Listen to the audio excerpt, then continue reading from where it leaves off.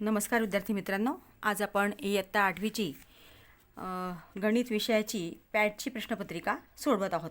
प्रथम सत्राची ही प्रश्नपत्रिका आहे। प्रश्न पहिला आणि दुसरा तुम्हाला तोंडी आणि प्रात्यक्षिकाचा असतो आणि प्रश्न तिसऱ्यापासून लेखी चाचणी चालू होते। प्रश्न तिसरा, खाली दिलेली उदाहरणे सोडवा। 9 गुणांचा हा प्रश्न आहे। आता इथं संख्या दिली आहे, ही संख्या अक्षरात लिहा। तर तुम्ही एकक, दशक, शतक, हजार, दशहजार, लक्ष, दशलक्ष म्हणजे 58,51,651 याप्रमाणे अक्षरात लिहायची। विस्तारित रूपावरून संख्या लिहा। 7,90,000, 6,000, 700 आणि 8 म्हणजे 6,708 आणि हे 90, 96,708 आणि हे 7 लाख म्हणजे 79,00,000, 7,96,708 ही संख्या आहे। 7,96,708 तुम्हाला डायरेक्ट करता आलं तर ठीक, नाही तर मग अशी उभी मांडणी करून बेरीज करून सुद्धा तुम्ही हे उदाहरण सोडवू शकता। आता इथं चौकटीमध्ये लहान मोठी संख्या कोणती आहे किंवा दोन्ही संख्या समान आहेत की ते चिन्ह लिहायचं आहे। आता ही संख्यासुद्धा 40,35,314 आहे आणि ही 38 लाख आहे। ही 40 लाख आहे, ही 38 लाख आहे, म्हणजे ही संख्या मोठी आहे। अस्मिताने दिवाळीला 1,82,999चा दूरचित्रवाणी संच आणि ईश्वरीने रुपये 16,75,500ची गाडी विकत घेतली, तर त्यांनी एकूण किती रुपयांची खरेदी केली? विद्यार्थी मित्रांनो, शाब्दिक उदाहरणांमध्ये नेमकी कोणती क्रिया करायची हे व्यवस्थित समजून घ्या, कारण त्या ठिकाणी आता इथे एकूण शब्द आहे म्हणजे आपल्याला बेरीज करावी लागेल। आता मांडताना तुम्ही 1,82,999 आणि त्याच्याखाली आपण 16,75,500 मांडताना एकाखाली एकक, दशकाखाली दशक मांडले, तर त्यांची बेरीज येते 18,58,499 रुपयांची त्यांनी एकूण खरेदी केलेली आहे। पुढचा ई प्रश्न आहे, महिला बचत गटाला गृहोपयोगी साहित्य निर्मितीसाठी 9,16,321 खर्च आला। साहित्याच्या विक्रीतून 11,23,218 मिळाले, तर बचत गटाला किती रुपयांचा फायदा झाला? म्हणजे हा एवढा खर्च झाला आहे आणि एवढे मिळाले, तर किती फायदा झाला? तर म्हणजे आपल्याला इथं वजाबाकी करावी लागेल। म्हणून 11,23,218 मधनं 9,16,321 वजा केले तर 2,06,899 म्हणजे एवढा फायदा बचत गटाला झालेला आहे। पुढचं गुणाकार करा। 23,302 गुणिले 25, 25ने डायरेक्ट गुणा किंवा 5ने आधी गुणलं तुम्ही, नंतर एक अंकाने गुणलं म्हणून एक शून्य द्या, नंतर 4ने गुणा आणि त्या दोन्ही गुणाकारांचं बेरीज करा, तर यांची बेरीज येते 5,82,550 याप्रमाणे गुणाकार करायचा आहे।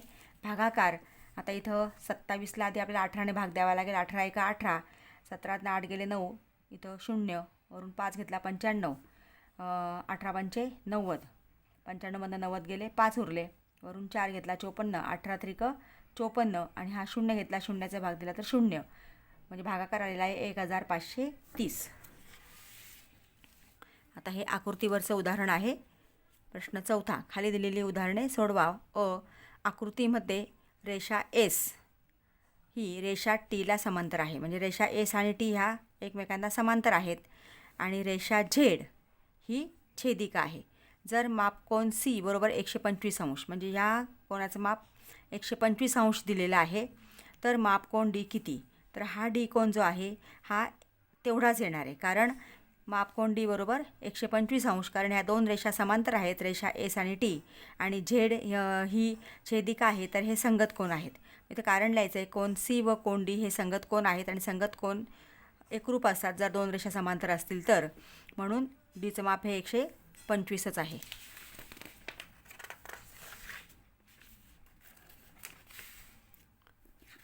पुढचा प्रश्न, आकृतीमध्ये रेषा एल व रेषा एम समांतर आहेत आणि रेषा पी व रेषा क्यू या त्यांच्या छेदिका आहेत, म्हणजे ही रेषा एल आणि रेषा एम समांतर आहे आणि इथं दोन छेदिका आहेत पी आणि क्यू, तर त्याच्यावरून आपल्याला कोन एक्स आणि कोन वायचं माप काढायचं आहे। आता इथं हा 70 आणि x हे रेषीय जोडीतील कोण आहेत. म्हणून 70 अधिक कोन x बरोबर 180, कारण हे रेषीय जोडीतील कोण आहेत. मग आता x माप आपल्याला काढायचं आहे, म्हणून हा 70 इकडे घेतला आपण. 180 वजा 70 110, म्हणजे कोण x माप आलं 110 अंश. नंतर रेषा L समांतर रेषा M. आता रेषा L आणि रेषा M समांतर आहे, आपल्याला y चं माप काढायचं आहे. रेषा L आणि रेषा M समांतर आहेत आणि Q ही छेदिका आहे. तर y आणि 50 हे संगत कोण आहेत आणि संगत कोणांची मापं समान असतात, म्हणून कोण y चं माप हे 50 अंश आहे, कारण संगत कोण आहे. तशाच प्रकारचा पुढचा प्रश्न आहे. आकृतीमध्ये रेषा M ही रेषा N ला समांतर आहे. M आणि N समांतर आहेत आणि रेषा P ही त्यांची छेदिका आहे. तर आंतरव्युत्क्रम कोनांच्या जोड्या लिहा. आंतरव्युत्क्रम कोनांच्या म्हणजे D आणि F. इथं क्रॉस घ्यायचं आहे, गुणाकाराचे फुल लक्षात ठेवा. D आणि F आणि C आणि E ह्या दोन जोड्या आंतरव्युत्क्रम कोनांच्या आहेत.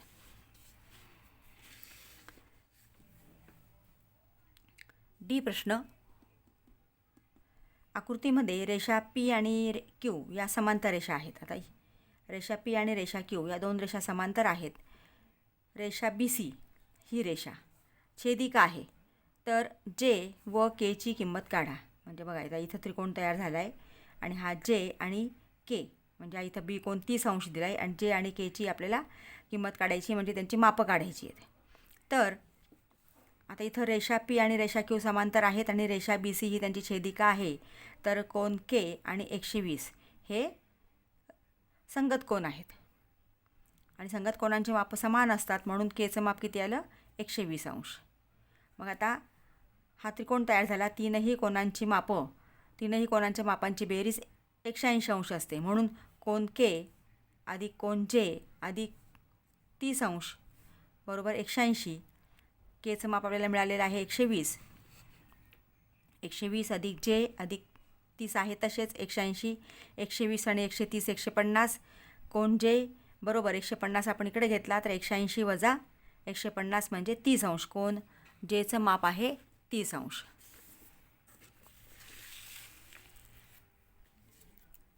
प्रश्न 5. बहुपर्यायी प्रश्नांच्या उत्तराचा योग्य क्रमांक दिलेल्या चौकटीत लिहा. 32चे 5वे मूळ ही संख्या घातांक रूपात कशी लिहाय. 32चे 5वे मूळ. 5वे मूळ म्हणजे 1/5. मग 1/5 घातांक बघा. आता 32चे 5वे मूळ म्हणजे 32चा घातांक 1/5, पर्याय क्रमांक 3. 64चा घातांक आहे 2/3. ही घातांकित संख्या कोणत्या संख्येचे कितव्या घाताचे कितवे मूळ आहे. आता इथे कितवा घात आहे, दुसरा घात आहे. दुसऱ्या घाताचे तिसरे मूळ. आता इथे तसं आहे का बघा, नाही आहे. 64चे दुसरे मूळ, तिसरे मूळ, वर्गमूळाचा तिसरा घात, 64च्या वर्गाचे घनमूळ. वर्गाचे घनमूळ म्हणजे दुसऱ्या घाताचे तिसरे मूळ म्हणजे वर्गाचे घनमूळ. 216चे घनमूळ किती. 6, कारण 6चा घन 6 गुणिले 6 गुणिले 6 तुम्ही केलं तर गुणाकार 216 येतो, म्हणजे 6चा घन 216, म्हणून 216चे घनमूळ 6. प्रश्न 6. खाली दिलेली उदाहरणे सोडवा. आकृती दिली इथे एक आपल्याला. आकृतीमध्ये चौकोन NSRT समांतरभुज चौकोन असून त्यांच्या कर्णाचा छेदनबिंदू M आहे. तर पुढील प्रश्नांची सकारण उत्तरे लिहा. आता TN ही बाजू दिली. TNचं माप किती दिले 6.2 सेमी. तर RSचं मापसुद्धा किती येणार आहे 6.2 सेमी, कारण समांतरभुज चौकोनाच्या सम्मुख भुजा म्हणजेच समोरासमोरील भुजा समान लांबीच्या असतात किंवा एकरूप असतात असं लिहिलं तरी चालेल. जर TM बरोबर 8.5, TM 8.5, तर TS किती.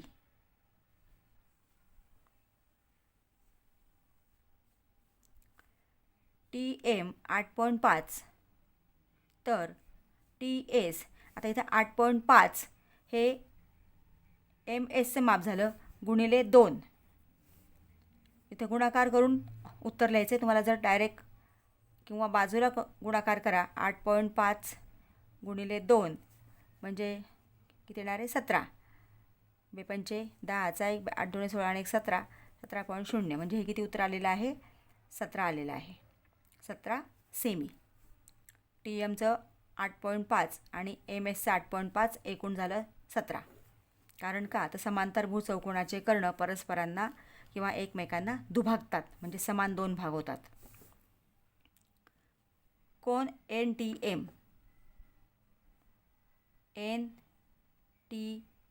76 अंश दिला आहे. RSM विचारलं आहे आपल्याला. RSM म्हणजे हा कोण विचारला आहे. तर हा कोण आणि हा कोण समान आहे. म्हणजे या कोणाचं मापसुद्धा किती येणार आहे? 76 अंश येणार आहे. कारण NTM आणि RSM हे व्युत्क्रम कोण आहेत. कारण या दोन रेषा समांतर आहेत आणि TS आपण त्यांची छेदिका मांडली तर हे व्युत्क्रम कोण होतात आणि व्युत्क्रम कोणांची मापं समान असतात. 7वा प्रश्न. खाली दिलेली उदाहरणे सोडवा. एका दलालामार्फत शेतकऱ्याने 93,000ला एक मळणी यंत्र खरेदी केले. त्याला 6% दलाली द्यावी लागली तर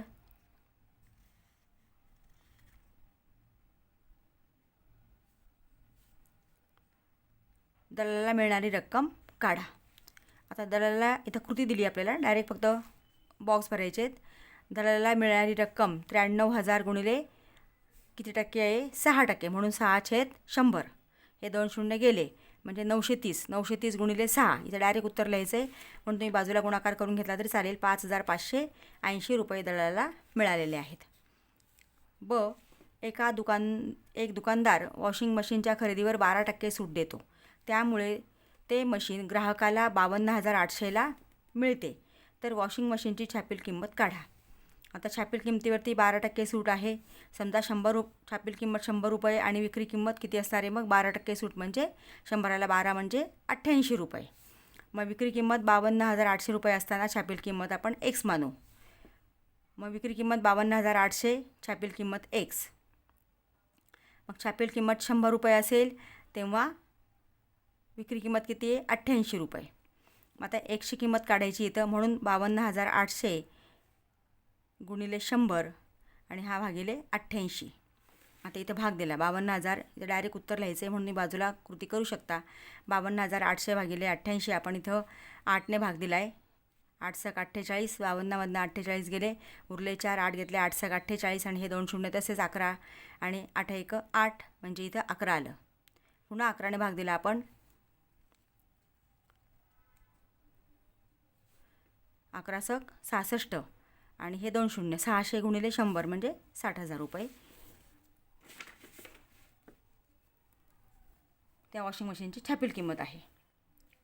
एका वस्तूची छापील किंमत 1,125 रुपये आहे. त्यावर 20% सूट दिल्यास ग्राहकाला ती वस्तू किती रुपयांना मिळेल? एकूण सूट आपल्याला इथे काढावी लागेल. सूट किती दिली आहे? 20% म्हणून 20/100 कितीवर दिली? 1,125. हा शून्य आणि हा शून्य गेला. 1,125ला आपण 2ने गुणलं तर 2,250/10. हा शून्य गेला म्हणजे 225. एकूण सूट मिळालेली आहे 225. मग आता ग्राहकाला कितीला मिळेल? तर विक्री किंमत आपल्याला काढायची आहे. म्हणजे ग्राहकाला मिळणारी किती रुपयांना ती वस्तू मिळणार आहे ते आपल्याला इथे मिळणार आहे. मग 1,125 वजा 225 यांची वजाबाकी केली 900 रुपये. म्हणजे ग्राहकाला ती वस्तू 900 रुपयांना मिळेल. पुढचा 8वा प्रश्न चलनावरती आहे. अगणित y व्यस्त चलन x आणि x बरोबर 16 असताना y बरोबर 4. तर चलनाचा स्थिरांक काढा. चलनाचे समीकरण लिहा. x बरोबर 8 असताना y बरोबर किती? आता y व्यस्त चलन x म्हणजे y गुणिले x बरोबर k हे चलनाचं समीकरण आहे. मग x बरोबर 16 आणि y बरोबर 4 आपल्याला दिलेलं आहे. ती किंमत इथं आपण ठेवली. y बरोबर 16, x बरोबर 4, 16×4 64 म्हणजे k ची किंमत आली 64. हा आहे चलनाचा स्थिरांक. नंतर चलनाचे समीकरण y गुणिले x बरोबर 64 हे चलनाचे समीकरण आहे. मग पुढचं दिलं आपल्याला x बरोबर 8 असेल तर y बरोबर किती? मग ह्याच्यामध्ये किंमत ठेवायची आहे. y ची किंमत काढायची म्हणून तसाच ठेवला. एक्सची किंमत 8 दिली ती ठेवली बरोबर 64. हा 8 इकडं 64ला भागिले होणार आहे. 8 8 64 म्हणजे y बरोबर 8. पुढचं मूग डाळीची किंमत तिच्या वजनाच्या समप्रमाणात आहे. 8 किलोग्रॅम मूग डाळीची किंमत 728 रुपये असेल तर 1 क्विंटल मूग डाळीची किंमत किती? आता मूग डाळीची किंमत x व मूग डाळीचे वजन y मानू. x व y हे समचलन आहे म्हणजेच x समचलन y बरोबर x बरोबर KY हे चलनाचं समीकरण तयार झालं. परंतु x बरोबर 728 असताना y बरोबर 8 दिलेलं आहे. याच्यावर आपल्याला k ची किंमत काढायची. मग x बरोबर KY. x ची किंमत ठेवली आपण 728, y ची किंमत ठेवली 8. आता हा k ची किंमत काढताना हा 8 इकडे भागिले होणार आहे म्हणून 728 भागिले 8 8 9 72 8 1 8 म्हणजे k बरोबर किती आले 91. इथं k बरोबर 91 आलेलं आहे. आता चलनाचे समीकरण काय तयार झालं? x बरोबर KY आहे म्हणून फक्त k ची किंमत ठेवायची. x बरोबर 91 y हे चलनाचं समीकरण. आता y बरोबर 100 असताना x बरोबर किती? मग आता x बरोबर KY आहे म्हणून इथं 91 गुणिले 100 9100 म्हणजे 1 क्विंटल मूग डाळीची किंमत 9100 रुपये होईल.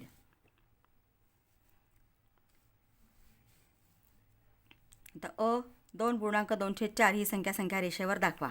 आता इथं आपण 4 दुणे 8 आणि 3 11 11/4 म्हणजे एका एककाचे 4 भाग करा. जेवढा छेद असतो तेवढे भाग करायचे.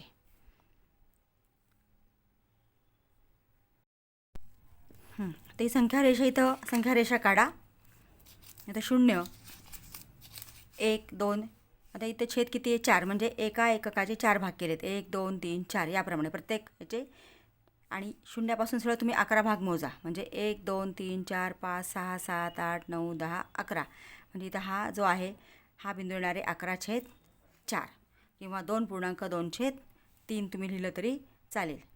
2.3/4 याप्रमाणे संख्या रेषेवरती बिंदू स्थापन करायचा आहे. नंतर पुढचं गणित आहे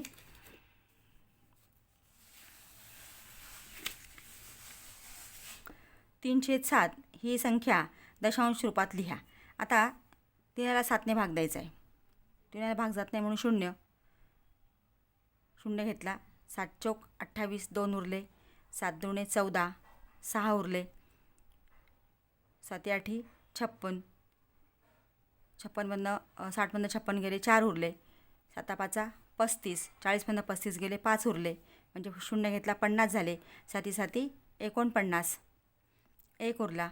7 1 7 3 उरले म्हणजे इथं पुन्हा पुनरावृत्ती सुरू झाली. इथं 3 होता इथं 3 आलेला आहे म्हणजे पुन्हा 4 2 8 5 7 1 त्याच क्रमाने येणार आहे. म्हणजे हे आवर्ती दशांश आहे म्हणून 3/7 बरोबर 0.4 2 8 5 7 1 ही पूर्ण हा अंकगटच आवर्ती आहे. याप्रमाणे भाग देऊन त्या ठिकाणी लिहायचं आहे. पुढचा 10वा प्रश्न आहे अवयव पाडा. 27m घन अधिक 25n घन. आता 27 कुणाचा घन आहे तर 3चा म्हणून 27m घन आपण लिहिले 3m घन आणि 125 लिहिले 5n घन. हा a घन अधिक b घन हे सूत्र या ठिकाणी वापरायचं आहे. a घन अधिक b घन त्याचं सूत्र आहे a अधिक b म्हणून 3m अधिक 5n नंतर a वर्ग म्हणून 3mचा वर्ग वजा ab म्हणून ह्या दोघांचा गुणाकार अधिक b वर्ग म्हणून 5nचा वर्ग. मग पहिला कंस आहे तसाच 3mचा वर्ग 9m वर्ग वजा 5 त्रिक 15mn अधिक 5 5 25n वर्ग. आता पुढचं इथं सोपे रूप द्या. x वर्ग वजा 9x अधिक 14. आता याचा आपल्याला अवयव पाडायचे आहेत. इथं 14 आहे. एकाने गुणलं 14 1 14 14च 14चे असे अवयव पाडायचे म्हणजे अशा दोन संख्या शोधायच्या की गुणाकार 14 येईल आणि बेरीज 9 येईल म्हणजे 7 दुणे 14 आणि दोघांना चिन्ह जे आहे ते मधल्या पदाचं दिलं आहे ऋण. मग हे आपण x वर्ग वजा 7x वजा 2x अधिक 14 इथे x सामायिक आहे म्हणून x बाहेर काढला तर x वजा 7 इथं 2 आहे सामायिक 2 आपण बाहेर काढला तर कंसामध्ये येणारे x वजा 7 कारण 2 7 14 एक्स वजा 7 एक्स वजा 2 हे याचे अवयव आलेत. आता एक्स वर्ग 49 म्हणजे 7चा वर्ग आहे, म्हणून ए वर्ग वजा बी वर्ग सूत्र तयार झालं इथं. आणि त्याचं इथं ए अधिक बी ए वजा बी, म्हणून एक्स वजा 7 एक्स अधिक 7. एक्स वजा 7 गेले तर एक्स वजा 2 छेद एक्स अधिक 7 हे उत्तर आलेलं आहे. पुढचा प्रश्न आहे, विस्तार करा. 5x अधिक 3y गुणिले 2x वजा 4y. आता पहिल्या कंसातल्या पहिल्या पदाने पुढच्या कंसाला गुणायचे, म्हणून 5x गुणिले 2x वजा 4y अधिक 3y. इथे जे चिन्ह आहे ते सरळ घ्यायचं. 3 अधिक 3y गुणिले 2x वजा 4y.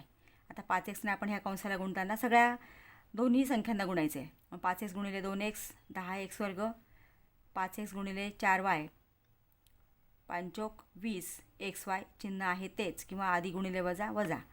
आता आधी गुणिले अधिक अधिकच येणार आहे, म्हणून 3 दुणे 6 xy आधी गुणिले वजा वजा 3 चौक 12 आणि y गुणिले y वर्ग 12y वर्ग. 10x वर्ग तसाच, कारण पुढचं पद कुठलं सजातीय पद नाही आहे.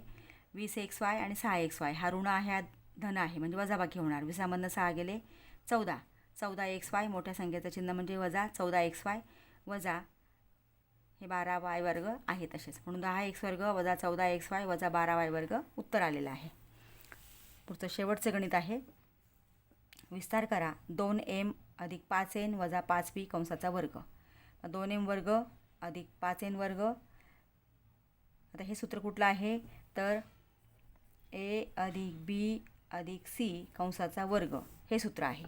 म्हणजे a वर्ग अधिक b वर्ग अधिक c वर्ग अधिक 2ab अधिक 2bc अधिक 2ac या सूत्रानुसार आपण हे सोडवायचं आहे. म्हणून a वर्ग अधिक b वर्ग अधिक c वर्ग या तिघांचा वर्ग. इथे ऋण आहे म्हणून ते कंसात टाकलं आहे. अधिक 2 गुणिले 2m गुणिले 5n अधिक 2 गुणिले 5n गुणिले ऋण 5p अधिक 2m गुणिले ऋण 5p. आता 4m वर्ग 5 5 25n वर्ग 5 5 25p वर्ग. बेदुणे 4 आणि 4 पंचे 20mn. बेपंचे 10 आणि 10 5 50 आधी गुणिले वजा वजा 50np आणि आधी गुणिले वजा वजा बेदुणे 4 आणि 4 पंचे 20mp. याप्रमाणे उदाहरण सोडवायचं आहे. विद्यार्थी मित्रांनो, अजूनही तुम्ही चॅनलला नवीन असाल तर प्लीज चॅनलला सबस्क्राईब करा, बेल आयकॉन प्रेस करा, म्हणजे अशाच पुढच्या प्रश्नपत्रिकांसाठी तुम्हाला नोटिफिकेशन मिळेल. व्हिडिओ आवडला असेल तर लाईक करा आणि आपल्या मित्रांना शेअर करा, जेणेकरून त्यांनाही प्रश्नपत्रिकेचा सराव करता येईल, परीक्षेचा सराव करता येईल.